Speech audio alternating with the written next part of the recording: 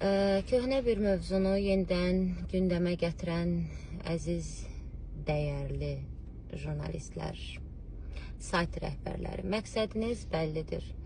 Reyting, baxış sayı yığmaq. Amma bütün bunları edəndə mənim nə hisslər keçirdiyimi heç anidən olaraq düşünürsünüzmü?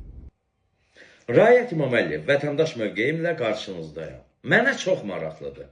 Görəsən hüzünlü evlərə, kədərli gözlərə öz komedik obrazları ilə gülüş saçan, dodaqlara təbəssüm payı bəxş edən aktrisa Zarina xanımın müzakirə olunmasında, az qala onu linc etmə arzusunda olan bu jurnalistlərin məqsədi nədir? Nəhəng SSR dövründə bütün respublikaların ali məktəblərində iki fakültə əl çatmaz prestijli hesab olunardı. Jurnalistika və hüquq fakültəsi. Azərbaycandan başqa indi də elədi xarici dövlətlərdə. Amma bizdə üzr istəyirəm, əlinə telefon alıb özlərini jurnalist adlandıranların, bir qarın çörəyə eşşək əti satan restoranları az qala kulinariyamızın mərkəzi kimi reklam edən başıboşların, jurnalistikanın J hərfindən xəbəri belə olmayan zırrama jurnalistlərin ucbatından, bugün Bakı Dövlət Universitetinin məşhur jurnalistika fakültəsi ən az balla, biabırçı 350 balla dövlət hesablı fakültədir. Bu fakültəni, bu peşəni hörmətdən, bu vətən sevgiləri ürəkdən yox, mədədən keçən bu reket dələduz jurnalistlər saldılar. İndi keçək Zarina xanımın video müraciətinə. Mən bu qızı çox sevərəm. Çox mükəmməl aktrisadır. Həm tragedik, həm komedik rolların öhdəsindən peşəkarcasına gələn, o rolları yaşayan biridir. Ata qayğısından uşaqlıqda məhrum böyüyüb, həyatda öz ayaqları üstündə dayana bilib, zəhməti ilə, çalışqanlığı ilə tanınmış məşhur birinə çevrilib. Qısacası özü öz ayaqları üstündə möhkəmlənib. Ay jurnalistlər, budurmu sizin əməyə verdiyiniz qiymət? Budurmu xanım cəsarətinə ehtiramınız? İndi atasının həbsi ilə bağlı reyting qazanma xətrinə qələmi binamusluq, alçaqlıq çernili ilə dolan jurnalistlərin əməlləri ilə bağlı bu müraciəti edib. Əvvəla valideynləri və vətəni seçmək heç kəsin imkanı daxilində deyil. Mən ümumiyyətlə videolarımda insanların heç vaxt şəxsi həyatlarını müzakirə etmərəm. Mən ancaq həmin adamların ictimai mövqelərini, fəaliyyətlərini tənqid etmişəm. Çünki şəxsi həyat toxunulmazdır. Aqil adam gördüyünə inanar, cahil adam isə eşitdiyinə.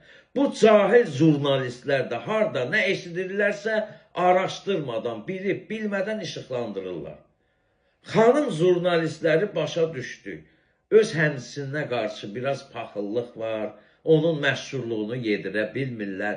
Bəs ay kişi qırıqları jurnalistlər sizə nə gəlib ki, bir xanımın şəxsi həyatını ortalığa atıb xalqa zanırsınız?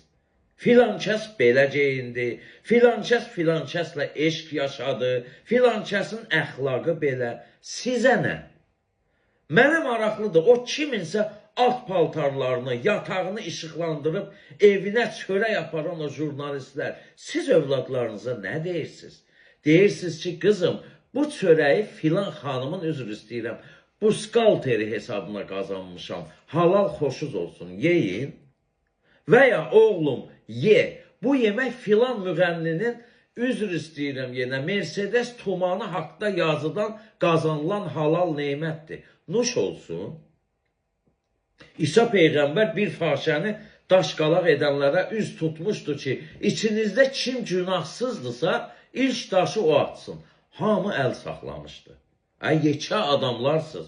Adamın sənətini müzakirə edin də, sənətində nöqsanları analiz edin də. Sizə nə filankəsin atası belə getdi, filankəsin oynaşı belə getdi. Yazın, amma yazmamışdan qabaq, bir işdən icazə alıb bir gün evdəkinizi gizlicə güdün görün hara gedir. Bir gizlicə telefonuna baxın görün kimlə yazışır, kimlə əlaqəsi var. Ondan sonra başqalarının şəxsi həyatını işıqlandırın da.